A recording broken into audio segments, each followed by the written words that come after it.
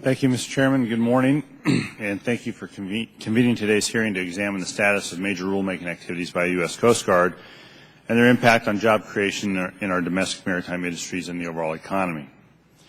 Revitalizing and growing our maritime economy is a high priority for me, and I want to thank you for taking interest in this matter this morning, Mr. Chairman. The Coast Guard is a multi-mission maritime military service of the United States. It is the principal federal agency responsible for ensuring marine safety, preserving maritime and port security, enhancing maritime commerce, protecting the marine environment. Not surprisingly, rulemaking is a prominent Coast Guard activity. In light of the service's broad portfolio, regulations issued by the service affect and enhance virtually every sector of our domestic maritime economy. Mr. Chairman, I share your view that we should examine whether regulatory burdens adversely affect job creation.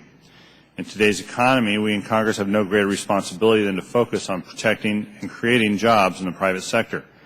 However, the Coast Guard is one agency whose regulatory portfolio can enhance jobs. The Coast Guard's regulations ensure that vessels are safe, that workers in maritime-based industries are protected in their lives and in their livelihoods, that waterborne commerce can move efficiently, and should an accident occur, that there will be an effective response. Without the certainty afforded by the Coast Guard, our maritime commerce and the economy would suffer. Our domestic maritime industry significantly impacts the overall U.S. economy. According to recent figures published by the American Maritime Partnership, the U.S. domestic maritime industry moves over 1 billion tons of cargo annually, with a market value of $400 billion. Sustains 500,000 jobs in total, including 74,000 jobs on vessels and at shipyards. Generates annually $100 billion in economic output and $11 billion in tax revenue, and pays $29 billion in annual wages. By any measure, these numbers verify the importance of our responsibility in Congress to ensure that the regulations issued by the Coast Guard are fair, are targeted, and support our maritime industries, which by extension will be good for job creation, good for the U.S. economy, and good for the American people. Of course, as with most federal agencies, there are some instances where the service's rulemaking or lack thereof have created problems. For example, as was noted in a recently released GAO report, efforts to issue regulations to fully implement the Transportation Worker Identification Credential, or TWIC, remain woefully behind schedule and over budget. Not only has this rulemaking process created uncertainty about the reliability and effectiveness of TWIC cards, it has spawned delays and frustration for mariners, boat operators, and longshore workers nationally as well as in my district. Because a TWIC card is a prerequisite for the issuance or reissuance of a merchant mariner credential or license, the overlapping administrative processes have increased costs, prompted delays, and created confusion in what is otherwise should be a fairly routine process. Such inefficiencies are unacceptable.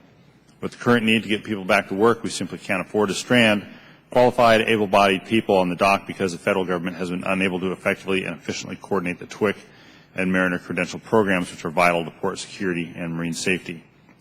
With that, Mr. Chairman, we ought not to forget that under the present budget framework, budget cuts will impact the ability of the service to promulgate regulations in a timely manner. As much as we might like the Coast Guard to do more with less, the reality is that the Coast Guard will be doing less with less in the current budget environment.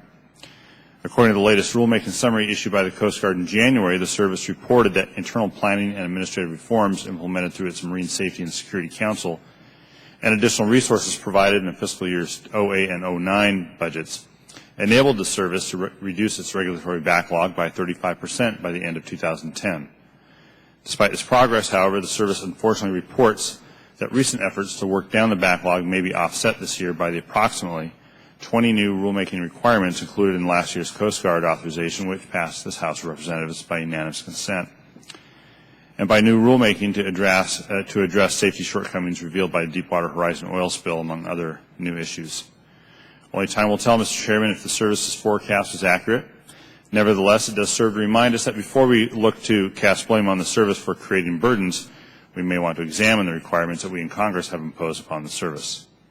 Thank you again, Mr. Chairman, for holding this morning's hearing, and I look forward to hearing from our witnesses.